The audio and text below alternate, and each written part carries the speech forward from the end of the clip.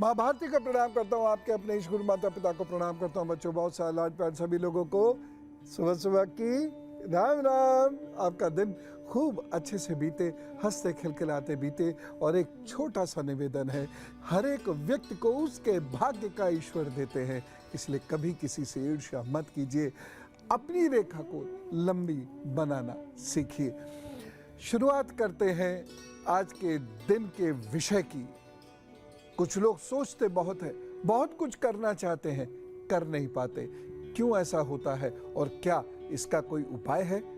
और दूसरा, जहां मैंने कल बात छोड़ी थी उसी को आगे बढ़ा रहा हूं कि हमें अपने रोजाना के काम करने के लिए भी उधार लेना पड़ जाता है।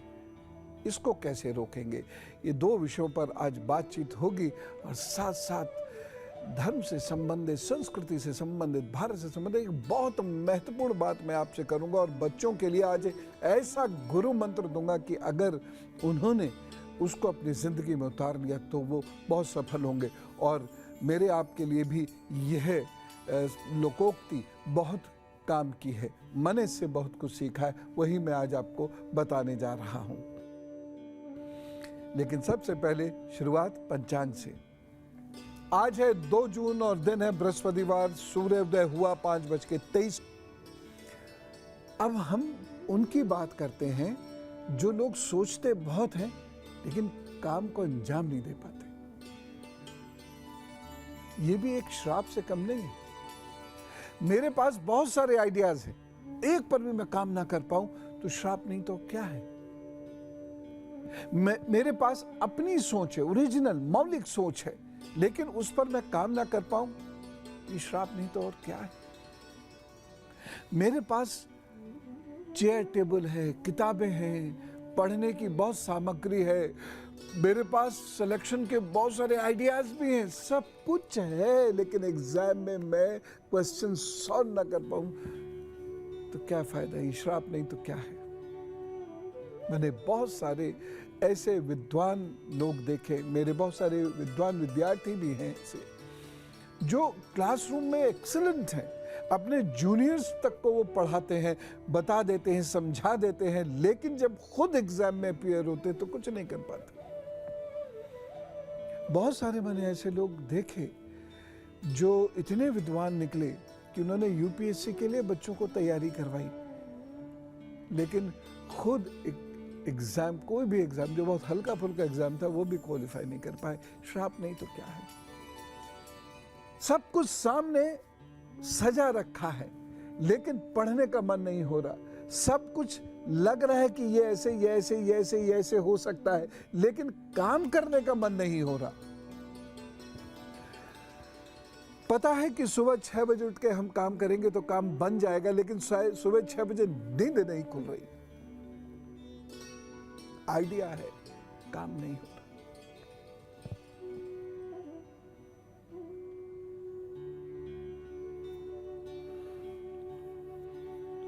ये चंद्रमा की जबरदस्त कमजोरी की वजह से होता है। चंद्रमा हर वक्त नए नए आइडियाज देता रहेगा, लेकिन कोई भी आइडिया प्रैक्टिकल नहीं होगा और उस पर आप काम नहीं कर सकते। और वहीं दूसरी ओर सूर्य जिस भी व्यक्ति का कमजोर होगा, वो व्यक्ति इतना आत्मबल जुटा ही नहीं पाएगा, इतना अनुशासन जुटा ही नहीं पाएगा कि उस पर काम कर सके। सब बेकार है। अगर आप काम ही काम कर सकते हैं और आइडिया नहीं है, तब भी सब बेकार है, तरक्की नहीं हो सकती। और आइडिया ही आइडिया और आप काम नहीं कर सकते, तब भी सब बेकार है, कुछ नहीं हो सकता। चंद्रमा और सूर्य को सुधारना बहुत आवश्यक है और ये सुधर सकते हैं। उपाय मैं अभी बताता हूं, फिलहाल कर्क, सिंह और कन्या राशि का हाल बता दूं। कर्क राशि, धन।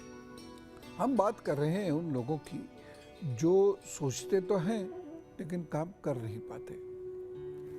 कभी कभी क्या होता है कि परिस्थितियां कुछ ऐसी हो जाती हैं कि हम सोचते हैं, सोचते रह जाते हैं। उदाहरण के तौर पर हम एक व्यक्ति को जानते हैं, वो बहुत विद्वान भी है और ऐसा नहीं, मेहनती भी बहुत है, जितनी विद्वता उनमें है, जितनी सोच उनमें है, उतनी मेहनत भी उनमें है। लेकिन जब भी वो कुछ बेहतर करने के लिए निकलते हैं, घर में उनके ऐसी समस्याएं आती हैं, घर के लोग ऐसे बीमार पड़ जाते हैं, घर के दायित्व उन्हें उठाने पड़ जाते हैं कि वो कुछ नहीं कर पाते और अब फ्रस्ट्रेट हो गए हैं, डिप्रेस हो गए हैं।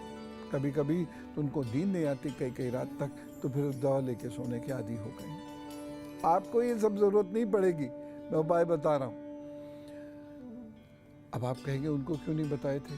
बताना चाहता था, लेकिन उन्होंने कहा मैं ये सब चीज़ों पर विश्वास नहीं करता। कभी कभी व्यक्ति को ये लगता है उसकी सोच के अनुसार फिजिक्स, केमिस्ट्री, मैथ्स, बायो ही विज्ञान है बस, और कुछ नहीं है। लेकिन इसके अलावा भी दुनिया में बहुत कुछ है। फिजिक्स भी 2 भागों में बंट चुकी है, केमिस्ट्री भी 2 भागों में बंट चुकी है, बायो साइंसेस के भी बहुत सारी चीज़ें, आर्कियोलॉजी, जियोलॉजी भी अब एक साइंस के रूप में सामने आ चुकी हैं। लेकिन वो लोग विश्वास करने को तैयार नहीं है, तो फिर मैं क्या कर सकता हूँ? अब इसके लिए कुछ उपाय करना बहुत ज़रूरी है। सूर्य को ठीक करना है, चंद्रमा को ठीक करना है, ये दोनों को संतुलित करना है। और ये संतुलित हो, इसके लिए सबसे पहला उपाय है, आपको सुन के आश्चर्य होगा लेकिन अनुलोम विलोम। अगर आप सूर्य के सामने, उगते हुए सूर्य के सामने बैठ के 15 मिनट अनुलोम विलोम कर लेंगे तो आपके अंदर इतना बल आ जाएगा कि आप जो सोचेंगे वह कर भी पाएंगे। और साथ ही साथ किस्मत भी बेहतर होनी चाहिए, जिससे जो सोचें वह परिस्थिति वश समाप्त ना हो जाए। अब किस्मत को कैसे बुलंद करेंगे अभी बताता हूं, लेकिन तुला, वृश्चिक और धनु राशि का हल पहले जान लीजिए।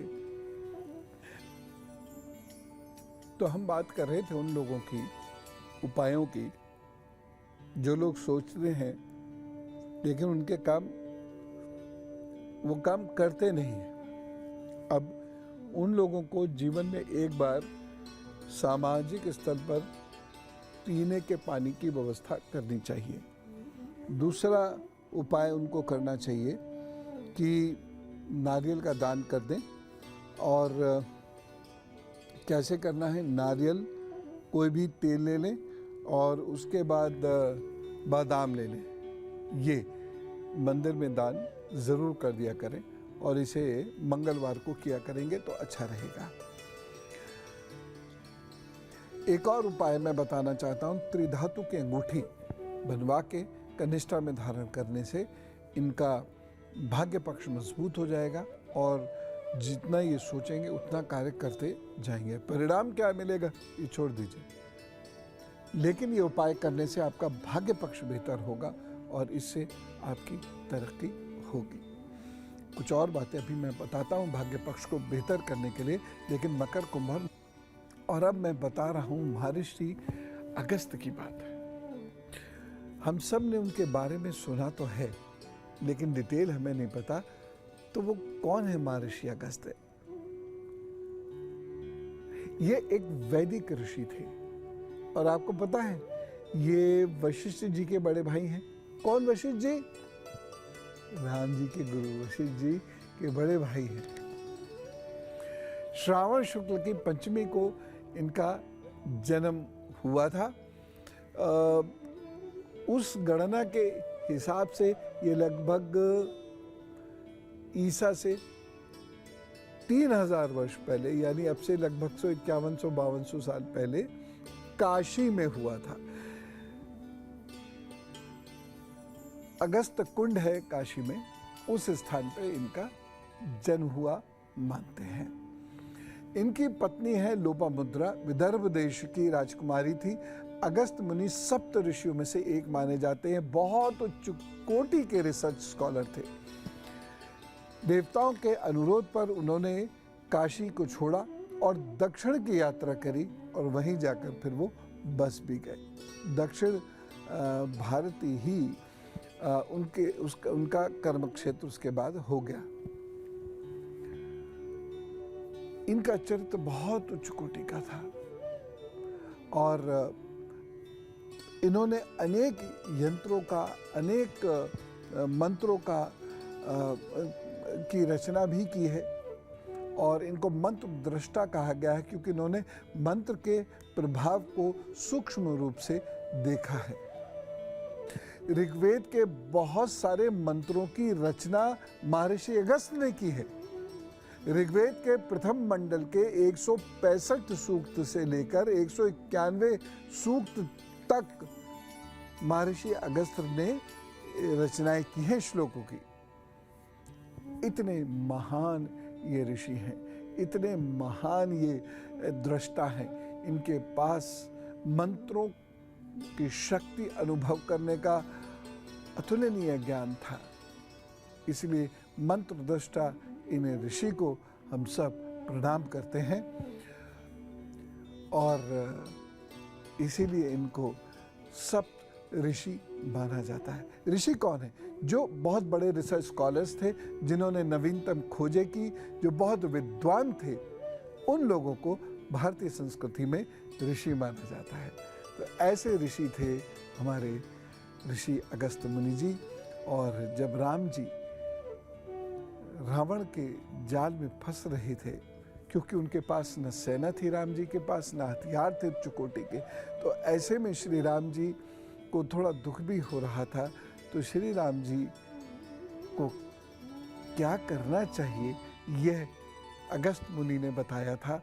उसके बाद उन्होंने उस पाठ का अध्ययन किया और फिर वो विजयी हुए। यही पाठ है अगस्त्य हृदय स्तोत्र। और अब गुरु मंत्र सभी लोग बहुत ध्यान से सुने और विद्यार्थी तो बहुत ध्यान से सुने। काक चेष्टा बको ध्यानम स्वान निद्रा तथैव च। आगे अल्पहारी ग्रह त्यागी विद्यार्थी पंच लक्षणम। विद्यार्थियों में ये 5 लक्षण अवश्य होने चाहिए। कौन कौन से? कौवे की तरह जिज्ञासु होना चाहिए, बगुले की तरह एकदम ध्यान करना चाहिए और श्वान यानी कुत्ते की तरह सोना चाहिए। मतलब जहाँ हल्का सा खटका हुआ तो एकदम चौकन्ना हो जाता है। विद्यार्थी को उतना चौकन्ना रहना चाहिए। उसके साथ साथ समय पर सोना, समय पर जागना, अल्पाहारी होना चाहिए और समय के अनुसार उसका भोजन होना चाहिए और साथ ही साथ उसे गृह का त्याग करना चाहिए। गृह का त्याग करने से मतलब ये नहीं झोला लेकर निकल गए।